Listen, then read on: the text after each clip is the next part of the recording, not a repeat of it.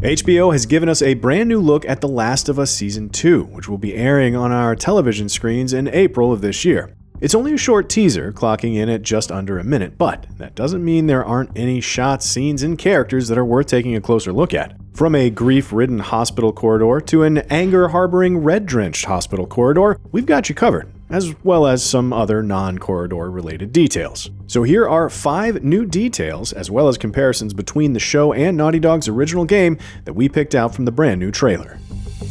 As the teaser opens, we get our first glimpse at the aftermath of The Last of Us's most pivotal scene. An abandoned hallway bathed by a flashing red light is soundtracked by an alarm sound that will no doubt send shivers down the spine of anyone who has played the game. Chronologically, this takes place moments after Joel's fateful decision to rescue Ellie from the Fireflies at the end of Season 1. We see a panicked Abby, portrayed here by Kaitlyn Dever, walk down the corridor leading to the operating theater of St. Louis's fictional St. Mary's Hospital. In that room, she'll find the body of her dad, the surgeon whom Joel murdered to save Ellie. It's the action that sets the wheels in motion for Part 2's, and we assume, Season 2's story of spiraling revenge and violence. Speaking of revenge and violence, that is exactly what is taking place in this scene just before the trailer ends, which shows Bella Ramsey's Ellie bathed in a red light in a corridor at Lake Hill Seattle Hospital. This is almost certainly a replication of the moment in The Last of Us Part 2 when, having cornered one of Abby's accomplices, Nora, Ellie proceeds to unleash what can only be described as a ferocious assault on her pleading victim. It's a real turning point for Ellie in the game's story, as we really see for the first time how unstable she has become, and the uncomfortable lengths to which she'll go in search of vengeance.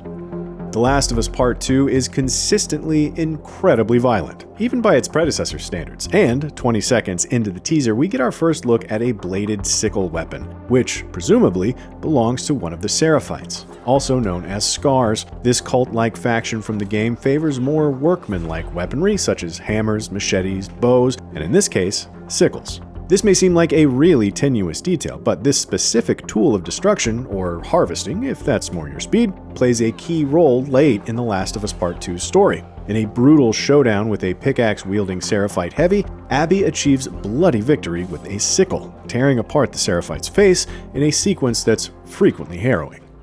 At the 21-second mark, we get a lovely close-up of Jeffrey Wright, who plays Isaac Dixon, the leader of the Washington Liberation Front, a paramilitary organization that Abby works with. Following the footsteps of Season 1 actor Merle Dandridge, who played Marlene, Wright actually reprises his role from the game, where he provided voice and motion capture for Dixon in The Last of Us Part 2. A complicated character consumed by conflict, as many are in this story, Dixon doesn't get a ton of screen time in the game. Here's hoping we get a bit more of him in the show, as well as more of that fetching beard and knitwear combo.